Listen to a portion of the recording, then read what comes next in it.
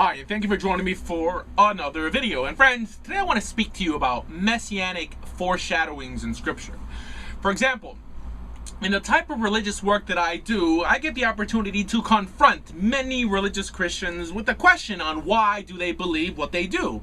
And friends, the question is typically always asked with the Christian being aware of what I do and my reason for asking, which actually helps him or her properly formulate a response. In other words, they would know that as an Orthodox Jew, the only acceptable response would be one based on Scripture that we both consider authoritative. In other words, he or she would know that by just telling a Jew that I believe in X and Y because the New Testament tells me so, wouldn't really answer the question. Why? Because most Orthodox Jews do not typically believe in the New Testament or apostolic writings.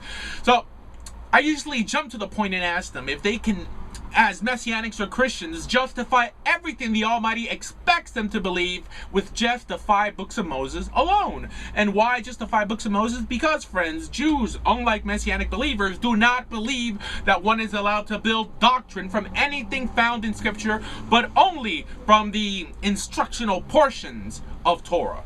Why only Torah? Because, friends, the Torah itself states countless times that blessings and cursings only come upon Israel by not keeping the Almighty's statutes and decrees, His mishpatim and hukim found in Torah.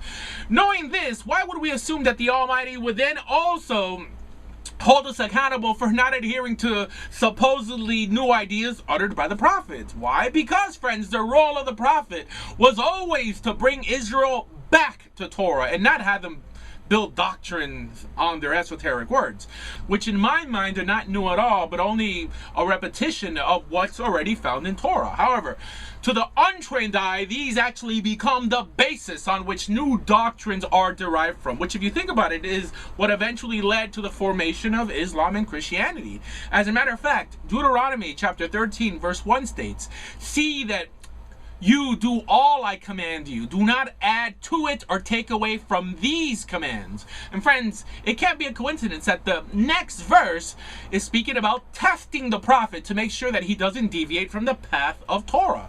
And this supposed deviation is, like we said, the reason and basis for Christianity, Islam, Mormonism, and any other movement that claim to be an extension of Torah. In other words, friends, if God could just speak to someone and tell them to add more theological notions, where would the limit be?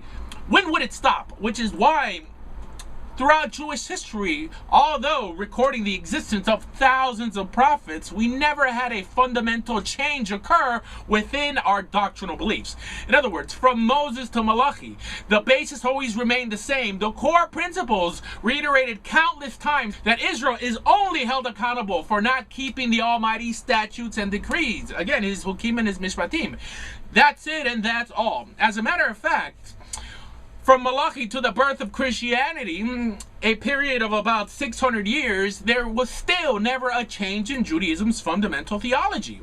Why? Because we held true to our principles, that everything that is not either specifically mentioned in or sanctioned within Torah is regulated to commentary. This especially includes esoteric supposed foreshadowings. And in case you're probably wondering, how can Orthodox Jews today claim this and still adhere to rabbinic law? Easy, because, friends, the authority of the Sanhedrin, or for the Sanhedrin, was sanctioned within Torah itself. And also we know that this court was disbanded about a few hundred years after the destruction of the temple, so that rabbinic authority also ended. And friends, the reason I'm mentioning this is because I want to be very precise, because I know there are going to be hundreds who, God willing, will drop Messianic Judaism or Christianity because of this video. So anyways, that being understood, friends, it's the Torah that is our basis for all we believe. So friends, this leads us to the topic of this lecture, and that's the notion of foreshadowings. How? Because we know that the Torah itself is so clear and so precise on what it expects its followers to believe that the only way you could possibly get any new idea into the Torah is through foreshadowings.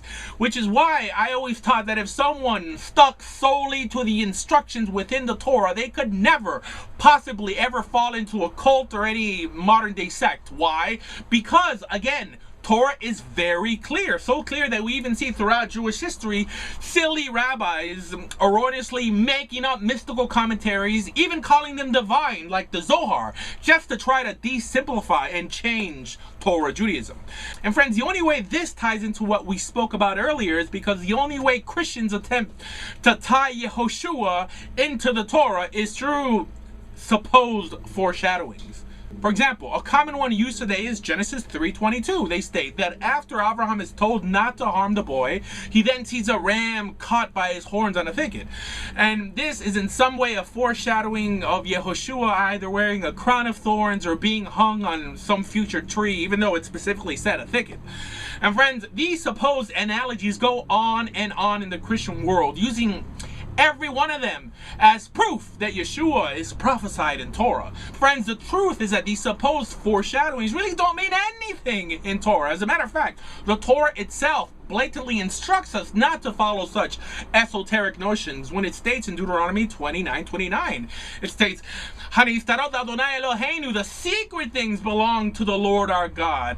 V'haniglot lanu ulvaneinu Adolam, and what is revealed belongs to us and our children forever, that we may follow all the words of this law."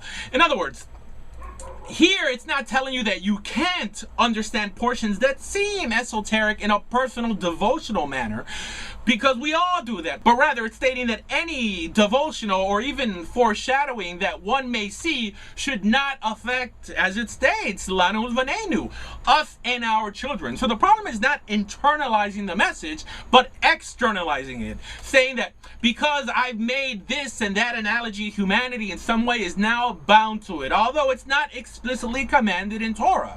Friends, not even a prophet after Moses had that authority. And if you think about it, it's really this line of thinking that became the basis for virtually every false religion of the world today. Because, friends, there is nothing at all that you or I could derive from an esoteric, subjective, non-instructional portion of the Torah that can ever become theologically binding to the world at large.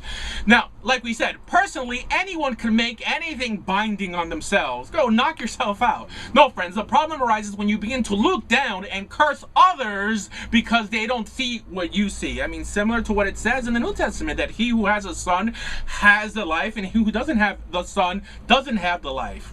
That's clearly something made up out of thin air. Why? Because they've forgotten about God and have become Messiah junkies.